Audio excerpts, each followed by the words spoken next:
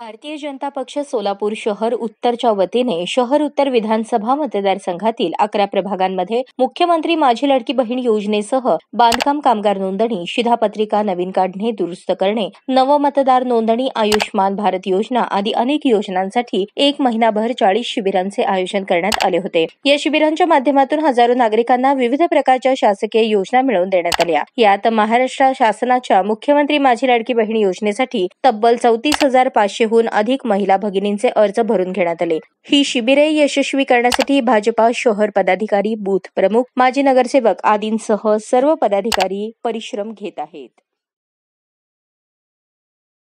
जेव्हा भारतीय जनता पार्टीचे आम्ही सर्व कार्यकर्ते या ठिकाणी शिबिर घेत असतो, मोठ्या प्रमाणात लोकांचा सहभाग होत आहे आणि आमचे एकच प्रयत्न असते, आमदार विजय देशमुख मालकांच्या नेतृत्वाखाली आम्ही प्रत्येक व्यक्तीपर्यंत शासनाचे लाभ पोहोचवावा। आम्हाला जेव्हा आम्ही मुख्यमंत्री माझी लाडकी बहीण योजनाचं शिबिर लाभवलो, मतदान नोंदणीचं शिबिर लाभवलो, तेव्हा लक्षात आलं की आधार कार्ड आणि रेशन कार्डचे बरेच अडचणी आहेत। त्यासोबत अनेक लोकांची आम्हाला मागणी आली की आम्हाला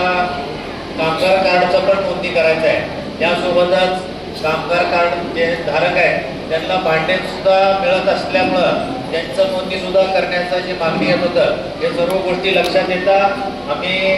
सर्वांनी मालकांना बोलल्यावर मालक म्हटले की या ठिकाणी हॉल बघून चांगल्या पद्धतीचं सर्व समावेशक शिबिर या ठिकाणी राबवावं आणि आज ते होत आहे। मी आशा करतो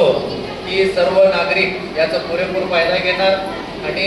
फक्त आपल्याला एकच विनंती आहे, आपलं महायुतीचं सरकार आदरणीय मुख्यमंत्री शिंदे साहेब असतील, उपमुख्यमंत्री फडणवीस साहेब असतील, उपमुख्यमंत्री अजितदादा असतील यांच्या नेतृत्वाखाली सर्वसामान्यांचं जीवन चांगलं करण्यासाठी, त्यांची अडचणी दूर करण्यासाठी सातत्याने मागच्या 2.5 वर्षापासून काम करत आहे आणि हे काम करत असताना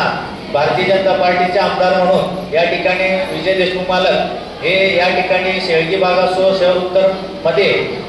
मूलभूत सोयी सुविधाचे तर कामं करतच आहेत, पण शासनाच्या अनेक योजना असतील, सर्वसामान्यांचे दवाखान्याचे अडचण असतील, मुख्यमंत्री सहायता निधी असतील, अशा अनेक योजना लोकांपर्यंत पोहोचवण्याचं काम त्यांच्या वतीने होत आहे। येणारा काळ इलेक्शनचा आहे, या भागात